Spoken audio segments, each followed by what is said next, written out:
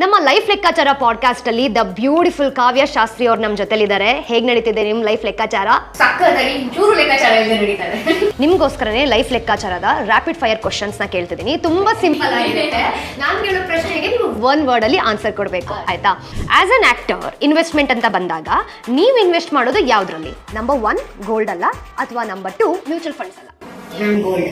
ಹಾಗೆ ಕಾವ್ಯ ಅವರ bank balance ಏನು? 0 ರೂಪೀಸ್ ಅಥವಾ 3 ಲಕ್ಷ? ಸೊ ಕಾವ್ಯ ಅವ್ರ ಏನಾದ್ರೂ ಫಿನಾನ್ಸ್ ಮಿನಿಸ್ಟರ್ ಆದ್ರೆ ಏನ್ ಮಾಡ್ತೀರಾ? ಇನ್ ಕೇಸ್ ನೀವೇ ನೆಕ್ಸ್ಟ್ ನಿರ್ಮಲಾ ಸೀತಾರಾಮನ್ ಆದ್ರೆ ನಮ್ಮ ದೇಶಕ್ಕೆ ಏನ್ ಮಾಡ್ತೀರಾ? ಮಿಡಲ್ ಕ್ಲಾಸ್ ವರ್ಡ್ ಕಮ್ಮಿ ಮಾಡ್ತೀನಿ. ಮೇನ್ ಆಗಿ ತುಂಬಾ ಟ್ಯಾಕ್ಸ್ ಪೇ ಮಾಡ್ತಿದೀವಿ. ಆ ಟ್ಯಾಕ್ಸ್ ಏನಕ್ಕೆ ಪೇ ಮಾಡ್ತಿದೀವಿ ಅಂತ ಅರ್ಥ ಮಾಡಿಸೋಕೆ ಆದ್ರೆ ಮಾಡಿಸ್ತೀನಿ. ಅವ್ರಿಗೆ suggest proper way of for it. And main ಆಗಿ ಕೆಲವಷ್ಟು ಕಡೆ ಇದೆ, ಇವನ್ ತುಂಬಾ ಜಾಸ್ತಿ ಟ್ಯಾಕ್ಸ್ ಇದ್ರು ಕೂಡ ಎಲ್ಲರಿಗೂ ಏಕ ರೀತಿಯಲ್ಲಿ ಎಜುಕೇಶನ್ ಮತ್ತೆ ಮೆಡಿಕಲ್ ಫೆಸಿಲಿಟೀಸ್ ಇದೆ ಕೆಲವಷ್ಟು ರಾಷ್ಟ್ರಗಳಲ್ಲಿ. ಆ ರೀತಿ ತಗೊಂಡ್ಬರೋದಕ್ಕೆ ಟ್ರೈ ಮಾಡ್ತೀನಿ.